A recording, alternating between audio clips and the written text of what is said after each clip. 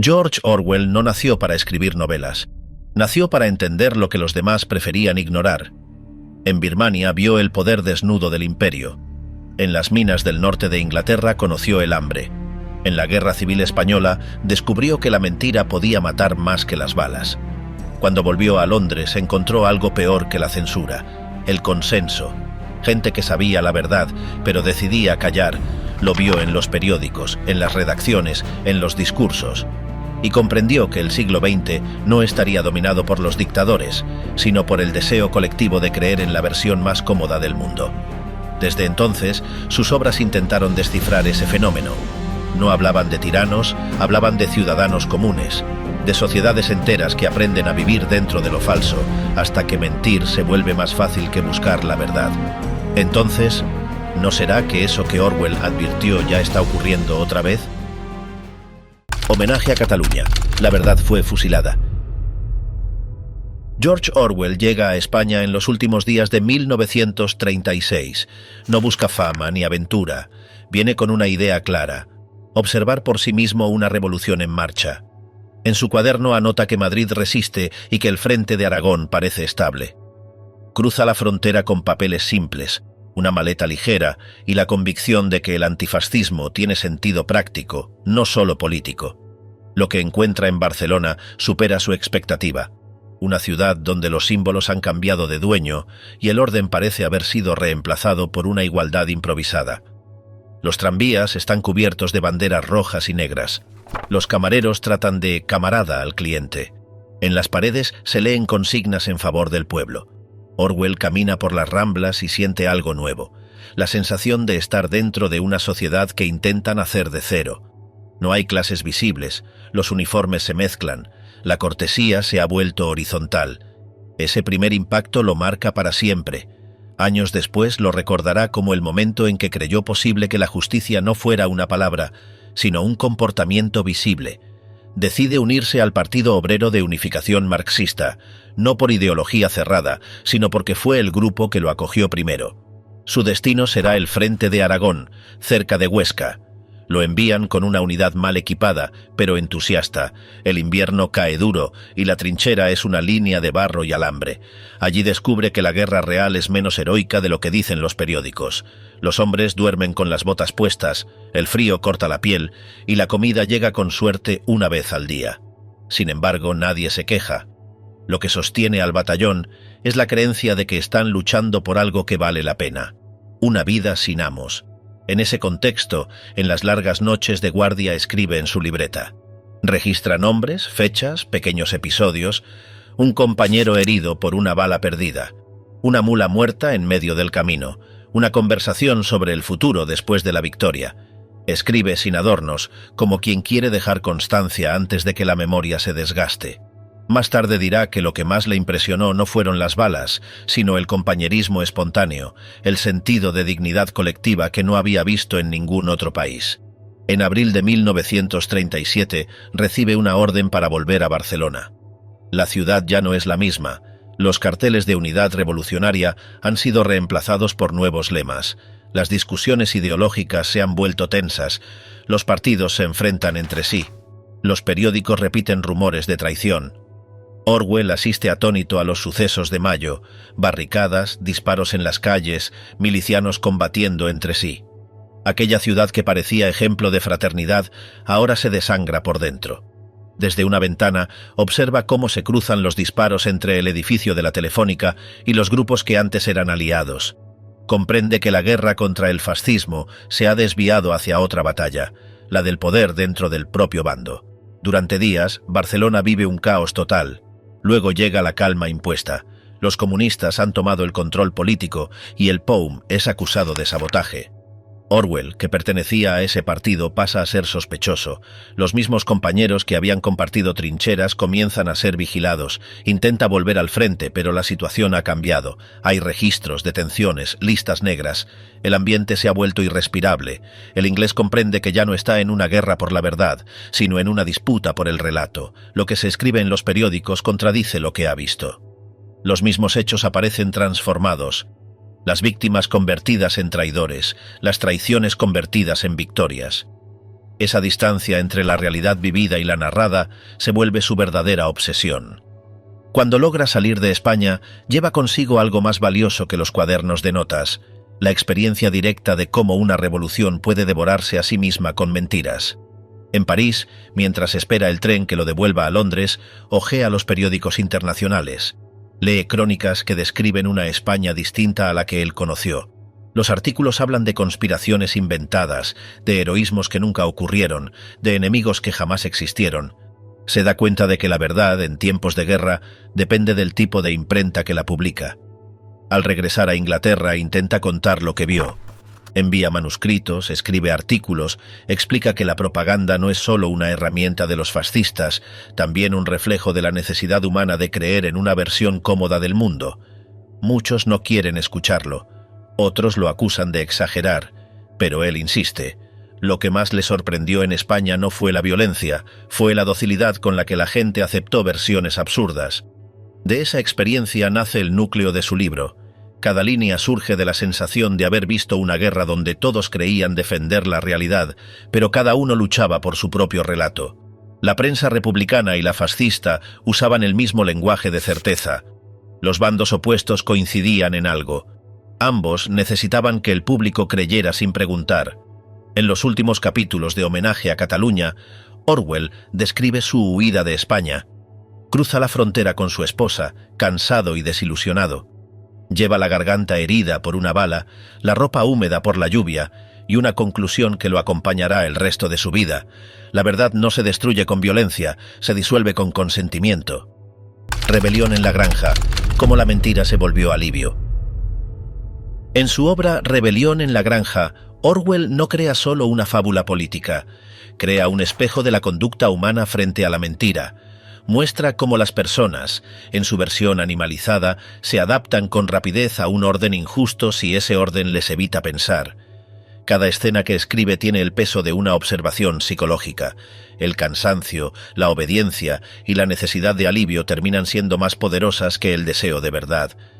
Desde las primeras páginas, el impulso de los animales nace de una esperanza auténtica. Buscan justicia, quieren decidir su destino. Pero en ese entusiasmo inicial ya se insinúa algo que Orwell considera universal. Cuando una idea colectiva se vuelve difícil de mantener, la mente empieza a buscar refugios cómodos.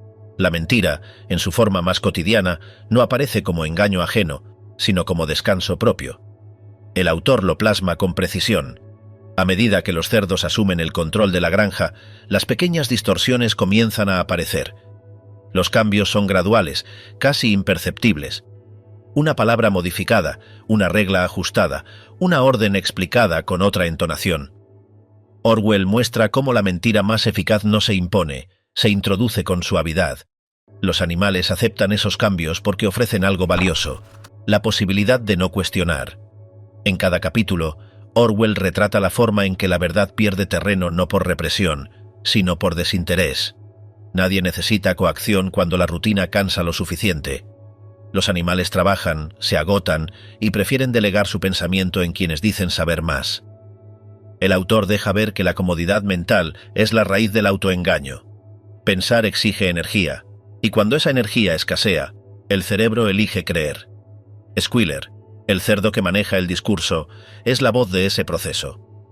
Su función no es solo mentir, es mantener el equilibrio emocional del grupo. Cada vez que algo se contradice, él aparece para ofrecer una explicación fácil, una frase amable que alivia la incomodidad. Orwell escribe esas escenas sin dramatismo.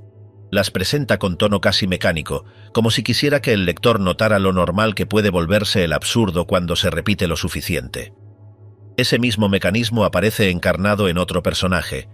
A lo largo del libro, Orwell insiste en ese punto. Cada vez que un personaje percibe algo incoherente, el instinto no lo lleva a rebelarse, lo lleva a corregirse a sí mismo. Boxer, el caballo incansable, es el símbolo perfecto de esa conducta. Su lema, trabajar más, no es obediencia ciega, es autojustificación. Representa el alivio que produce convertir la duda en esfuerzo físico. Es más sencillo seguir arando que aceptar que el ideal se ha corrompido. El autor muestra cómo ese proceso se vuelve rutina. La voz oficial se repite hasta llenar cada espacio. Los lemas se simplifican para que nadie tenga que analizarlos. Las ovejas repiten frases. Los cerdos las ajustan, los demás las escuchan con alivio. En ese ruido previsible, la duda se vuelve una incomodidad innecesaria. La verdad ya no desaparece, simplemente deja de buscarse. Cuando la granja empieza a distorsionar sus propias leyes, Orwell introduce un detalle visual. Las frases en el muro cambian sin testigos. Es su forma de señalar que la manipulación no requiere violencia abierta. Basta con que los demás estén demasiado ocupados para mirar. Esas líneas borradas y reescritas representan la amnesia voluntaria, la capacidad de aceptar la nueva versión porque resulta más cómoda que defender la vieja. El escritor deja claro que el engaño prospera donde la gente busca alivio, no donde hay tiranos fuertes. Los cerdos no triunfan por astucia, triunfan porque los demás prefieren el descanso emocional de creerles. En esa lógica, la mentira no hiere, consuela. La verdad, en cambio, exige esfuerzo, y por eso se vuelve impopular. El molino de viento, reconstruido una y otra vez, simboliza ese autoengaño persistente. Cada colapso debería despertar dudas, pero solo refuerza la fe. Orwell muestra cómo el fracaso repetido puede transformarse en prueba de éxito cuando la mente decide no soportar más frustración.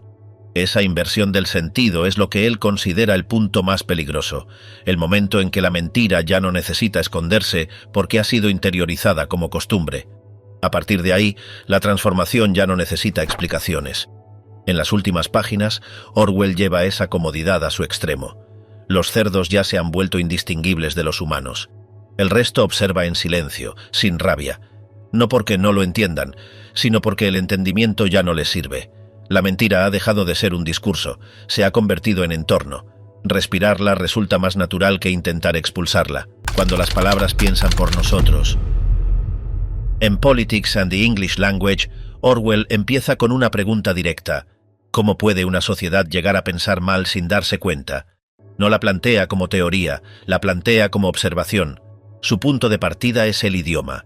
Revisa los textos de su época con atención, buscando entender cómo se deformó la forma de hablar. En artículos, discursos y cartas encuentra el mismo patrón. Frases largas, palabras infladas, oraciones que parecen firmes pero no dicen nada.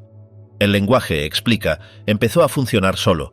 Ya nadie escoge las palabras se escogen entre ellas, y ese uso automático repetido todos los días está vaciando la cabeza de quienes hablan. Mira los ejemplos. Encuentra metáforas gastadas que ya no evocan imagen alguna. Expresiones como derrotar al enemigo en el campo de batalla de la economía o una lluvia de ideas fructífera repiten sonidos que ya nadie escucha. Los escritores las copian sin pensar porque suenan correctas, y esa corrección sonora reemplaza el sentido. En su ensayo anota que esta forma de escribir no es un error aislado, sino un hábito mental. Escribir sin mirar lo que se dice, como quien firma papeles sin leerlos. Esa costumbre, dice, es el inicio del deterioro intelectual. Revisa los escritos políticos y encuentra un patrón. Las palabras se alargan, los verbos se disuelven, las acciones desaparecen detrás de frases impersonales. Donde antes se decía «el ejército bombardeó la aldea», ahora se escribe «se tomaron medidas coercitivas sobre el área objetivo». La oración cambia, pero también la conciencia. La primera reconoce un acto, la segunda lo disfraza. Al cambiar la forma, cambia el grado de responsabilidad. Cada eufemismo es una anestesia. Cada expresión técnica, una venda sobre el hecho. Orwell no señala el problema desde la nostalgia, sino desde la observación. Recolecta ejemplos reales, informes, panfletos, artículos periodísticos. Los coloca uno junto a otro y muestra que todos repiten la misma estructura de vaguedad. Usa una imagen precisa. Las frases políticas son como almohadas infladas, parecen grandes, pero adentro no hay nada. Lo que le preocupa no es la torpeza de quien las escribe, sino la facilidad con que el público las acepta. Un idioma perezoso no necesita censura, se autorregula por inercia. La mediocridad se propaga sin resistencia. El ensayo avanza con una disección meticulosa.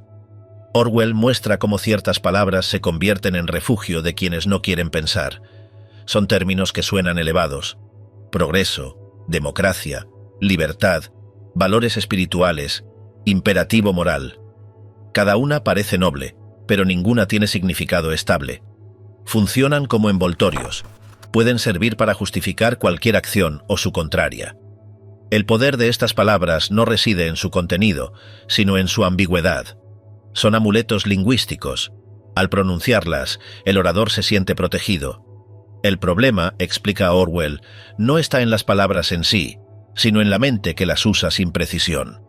Un político repite «defensa de la libertad» y el oyente asiente sin preguntar de qué libertad habla.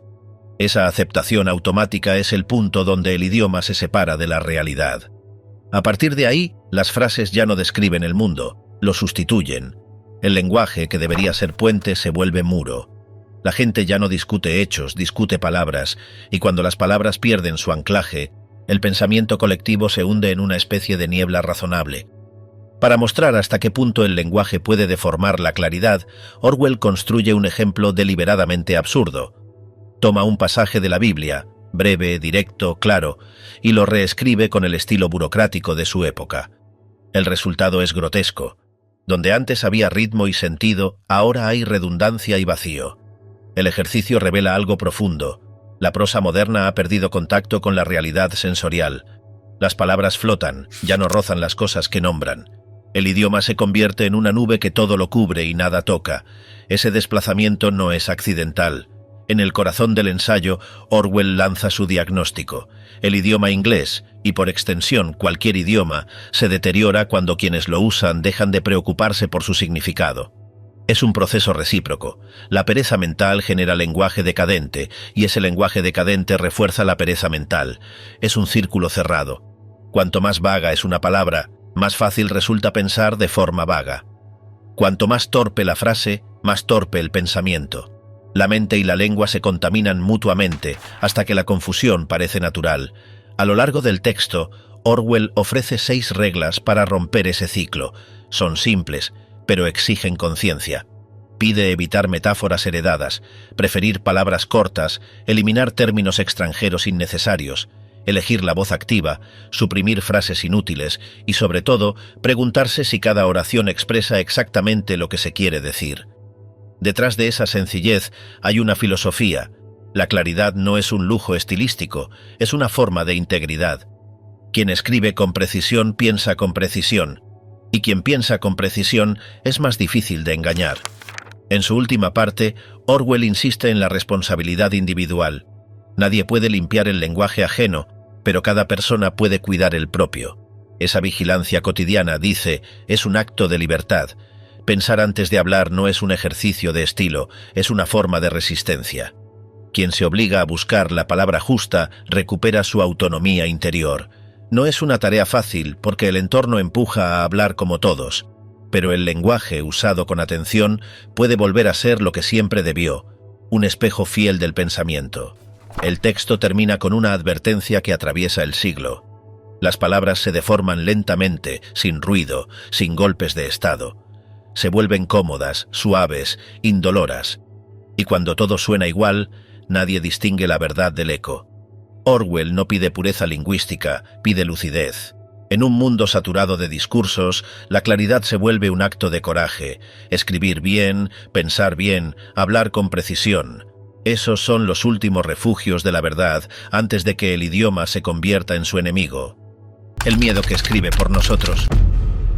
Lo que más le llamó la atención a Orwell no fue una guerra ni un discurso, fue una simple reunión de escritores. En The Prevention of Literature recuerda ese encuentro en Londres, organizado para conmemorar a Milton. Lo que debía ser una celebración de la palabra libre terminó mostrando su desaparición. Mientras escuchaba a los asistentes, notó que cada vez que alguien decía «libertad», el aire se volvía espeso. Las miradas se cruzaban, las voces bajaban, y todos parecían medir lo que decían. No había censores presentes, pero el miedo ya trabajaba por su cuenta. Allí entendió que la autocensura no necesita órdenes, solo costumbre. A partir de esa observación, el ensayo se convierte en una radiografía del pensamiento domesticado.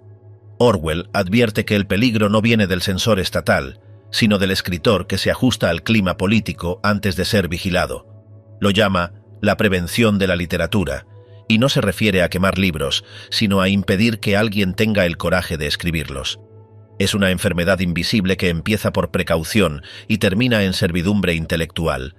La mentira ya no necesita órdenes, basta con la previsión del miedo. Analiza cómo esa docilidad mental se extiende entre periodistas, ensayistas y editores. Cada uno mide las consecuencias de lo que escribe, calcula el impacto, filtra sus propias palabras. No es represión directa, es adaptación voluntaria. El periodista evita temas incómodos, el académico usa términos neutros, el novelista borra pasajes conflictivos para no perder su contrato. Todos actúan antes de que alguien les diga que deben callar. Ese reflejo de autocontrol, señala Orwell, es el triunfo más profundo de la dominación moderna. Nadie prohíbe nada, pero todos callan lo mismo. En el centro del texto, Orwell describe cómo la verdad empieza a ser negociada. En las redacciones y las editoriales, ciertas ideas se vuelven impresentables. No se rechazan abiertamente, se silencian con gestos, con omisiones, con excusas. La censura ya no usa tinta roja, usa la cortesía. Las palabras se suavizan, los hechos se redondean, se escribe para no molestar, para no quedar fuera del grupo. Y así, dice Orwell, se levanta una frontera invisible entre lo que se piensa y lo que se puede decir. Es la frontera más eficaz porque el propio escritor la vigila desde dentro. El ensayo avanza sobre una pregunta que él mismo formula con ironía. ¿Cómo puede sobrevivir la literatura en un mundo donde decir la verdad se ha vuelto una rareza? Para él, la literatura nace del impulso de decir lo que se ve, incluso cuando incomoda. Pero ese impulso está en peligro porque el pensamiento contemporáneo se ha llenado de trampas ideológicas. En las democracias occidentales, comenta, la censura ya no se presenta como prohibición, sino como lealtad. Se pide alineamiento con la causa justa. El resultado es el mismo que en una dictadura. Las voces disidentes desaparecen, aunque nadie las haya silenciado directamente.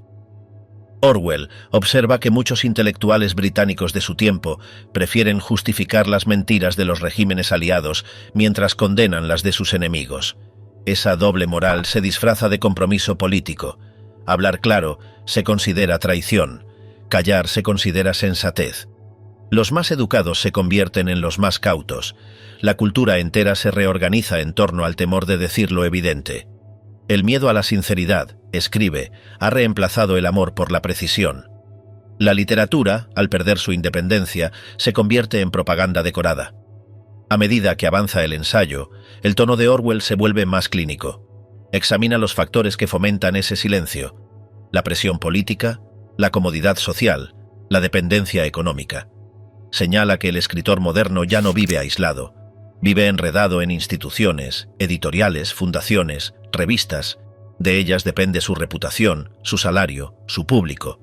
Y en ese entorno, la independencia cuesta demasiado. El que insiste en decir lo que piensa queda etiquetado como problemático. El resto aprende a ser razonable, y la razón, usada como escudo, se convierte en coartada. Orwell no acusa a las víctimas. Entiende que la autocensura nace del miedo, pero insiste en que también es una elección. En su análisis, el escritor que calla lo hace por prudencia, pero también por deseo de seguridad. Hay placer en ser aceptado, en pertenecer, en no arriesgar. Esa satisfacción es la que, según él, destruye la literatura antes de que la policía llegue. La libertad de escribir, dice, es una actitud interior antes que un derecho exterior. Cuando esa actitud desaparece, la censura no tiene que hacer nada. En una parte del ensayo, Orwell se detiene en un contraste revelador. Mientras en los regímenes totalitarios la represión es visible, en las sociedades libres es silenciosa. En un país donde la prensa está controlada, la gente sabe que hay censura. En un país donde la prensa se autocorrige, la ilusión de libertad se mantiene intacta. Es la forma más peligrosa de control. Todos creen ser libres mientras se vigilan entre sí. El lenguaje público se llena de frases cuidadas, las discusiones se vuelven estériles, la literatura se acomoda a los límites que ella misma ha aceptado. Hacia el final, Orwell reflexiona sobre lo que llama el clima de desconfianza intelectual. En un ambiente donde la honestidad se percibe como provocación, la literatura libre se vuelve improbable. La mentira deja de ser un hecho aislado y se convierte en atmósfera. Los escritores ya no temen la censura, temen el aislamiento.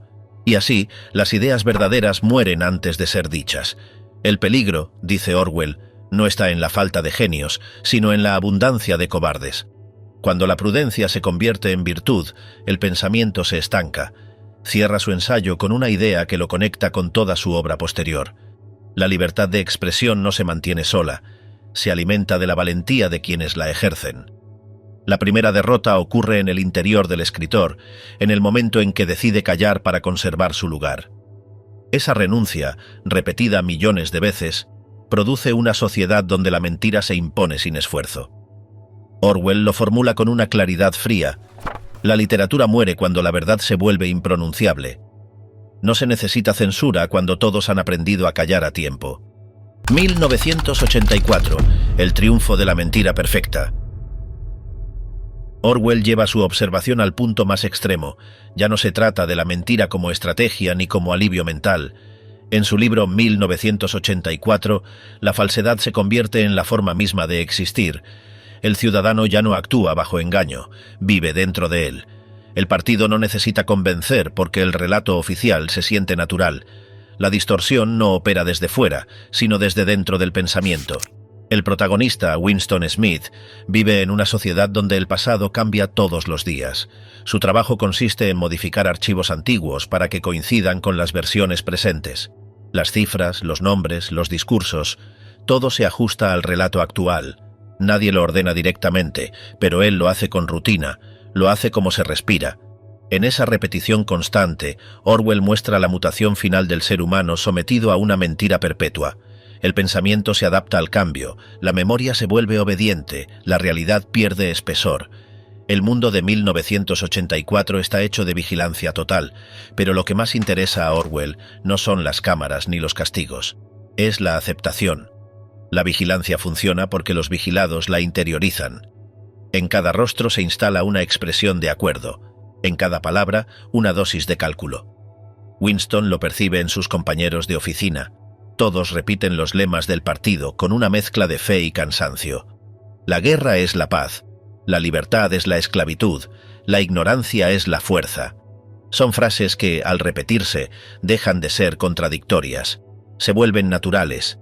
El lenguaje ya no comunica, crea realidad. En ese contexto, incluso la resistencia se vuelve frágil. Winston intenta resistir. Escribe en un diario, busca recordar. En ese acto diminuto, Orwell muestra el último intento de pensar sin permiso. Pero incluso ese gesto privado se siente ajeno, peligroso, casi absurdo. El miedo ya no viene de afuera, vive en la conciencia. Cada palabra que Winston anota parece traicionar algo dentro de él. La mentira oficial no solo lo rodea, lo contiene. A medida que avanza la historia, el personaje comprende que la verdad no ha sido derrotada por la violencia, sino por la costumbre. El partido ha logrado algo que ninguna tiranía anterior había alcanzado: controlar la lógica interna del pensamiento. No se limita a prohibir opiniones, redefine los hechos. Si el partido dice que 2 más 2 son 5, el ciudadano debe creerlo, y creerlo no como acto político, sino como reflejo vital. El control más eficaz es el que convierte la falsedad en sensación de realidad. Cuando eso ocurre, la verdad deja de tener función. La mentira no necesita imponerse porque ya no tiene rival. En los pasillos del Ministerio de la Verdad, Winston ve cómo los documentos se reescriben una y otra vez. La historia cambia cada día, pero nadie se siente engañado. Los empleados destruyen los archivos anteriores con diligencia burocrática.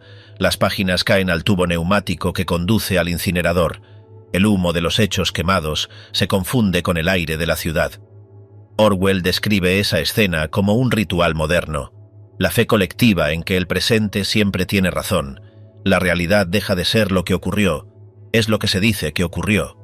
El poder del partido no se basa solo en la fuerza, sino en su capacidad para definir la verdad desde el interior de las conciencias.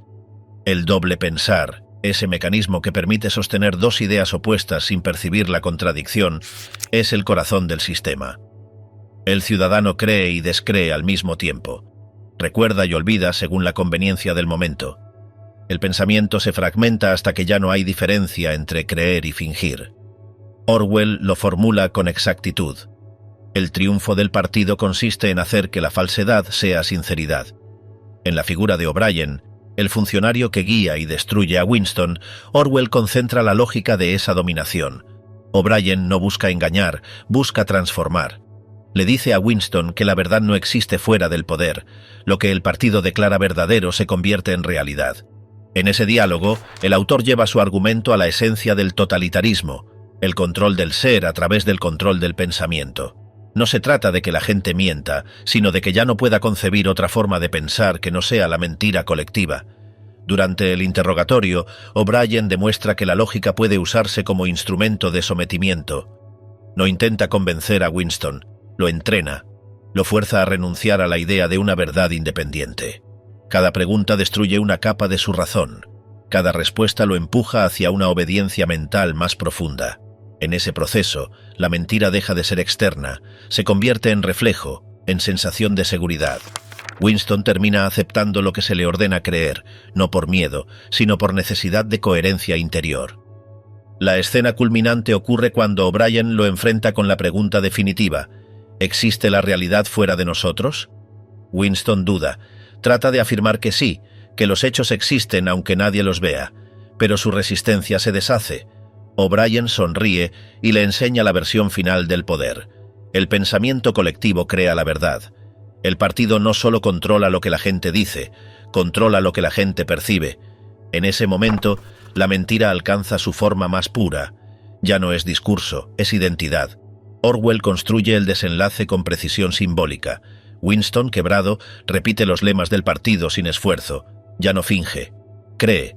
Cuando el pensamiento independiente desaparece, la mentira deja de ser una carga. Es alivio, pero también pertenencia. En esa entrega total, el individuo se disuelve.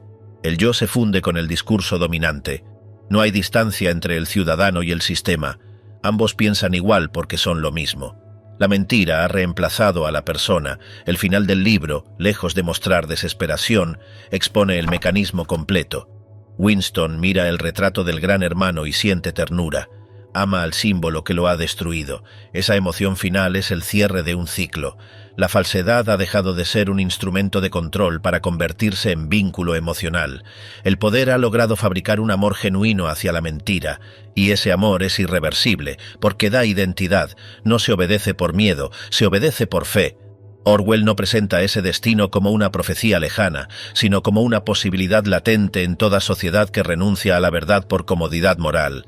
En 1984, el castigo físico es el espectáculo visible. La rendición interior es el núcleo invisible. El autor muestra cómo la repetición constante, la vigilancia y la propaganda acaban moldeando el deseo mismo del individuo. Cuando alguien ama la mentira, ya no hay disidencia posible. El poder no necesita oprimirlo, lo posee. La novela termina con una frase que resume toda la transformación: amaba al gran hermano. No hay ironía, no hay resistencia, solo aceptación plena. En esas 4 palabras, Orwell encierra su advertencia más amarga: la mentira triunfa definitivamente cuando deja de sentirse ajena. En ese punto, la censura ya no existe porque la verdad ya no importa. El pensamiento libre no ha sido prohibido, ha sido reemplazado. Y el nuevo pensamiento, el pensamiento oficial, ya no busca describir el mundo, sino crearlo a su imagen. Lo falso se volvió costumbre. En sus textos finales, reunidos en ensayos, periodismo y cartas, de 1945 a 1950, George Orwell observa los años posteriores a la guerra con una mezcla de lucidez y cansancio. Ha visto caer imperios, cambiar banderas y repetirse las mismas mentiras bajo otros nombres. Desde su escritorio, describe un hábito que se extiende como el polvo sobre las calles. La gente aprende a vivir entre verdades a medias. No se trata de grandes conspiraciones, sino de una educación invisible. Día tras día, la falsedad se vuelve paisaje. Nadie la impone, todos la absorben. Con el paso del tiempo, esa costumbre empieza a notarse en lo cotidiano. En sus artículos, Orwell detalla cómo se instala en los gestos más pequeños. La conversación se llena de frases medidas. La prudencia reemplaza la franqueza. Las palabras se eligen no para decir, sino para sobrevivir. En los cafés de Londres y en las redacciones que frecuenta, nota que los hombres hablan con una cautela nueva. Cada opinión busca no parecer extremista. Cada silencio lleva un cálculo. Es la normalidad moderna. Fingir equilibrio mientras se renuncia a pensar con claridad. Pero el fenómeno no se detiene ahí. Ese clima no se limita a la política ni a la guerra. Entre sus ensayos tardíos, hay uno donde reflexiona sobre el periodismo como espectáculo. Habla del gusto creciente por los titulares que entretienen y distraen, del público que exige emoción antes que verdad. El lector quiere sentir, no entender. En esa tendencia ve una mutación del espíritu. La mentira deja de ser un error comunicativo para convertirse en necesidad emocional. El ciudadano busca el relato que le acomode. La verdad, con su aspereza, queda relegada a los márgenes. Orwell lo anota sin dramatismo. La mentira se ha vuelto servicio público. Hacia el final de ese recorrido, Orwell ya no escribe desde la indignación, sino desde la constatación. Habla de la fatiga de la verdad, una condición que afecta tanto a los poderosos como a los comunes. Todos saben que las cosas no son como se dicen, pero continuar fingiendo es más fácil que rehacer el mundo. La mentira se convierte en economía emocional. Repetir lo aceptado ahorra energía. Fingir acuerdo evita el esfuerzo de pensar. Es un pacto silencioso que mantiene la paz superficial del día a día. En uno de sus apuntes más breves, escribe que el hombre moderno no busca verdad ni mentira, busca consuelo. Esa frase resume su observación más profunda. El problema no es la propaganda estatal ni los discursos vacíos. Es el hábito humano de ajustar la conciencia para poder vivir en paz. Esa adaptación, que empieza por miedo y termina por costumbre, transforma la falsedad en aire respirable. Se acepta sin pensar porque todos los demás también la aceptan, y cuando todos lo hacen, deja de parecer mentira.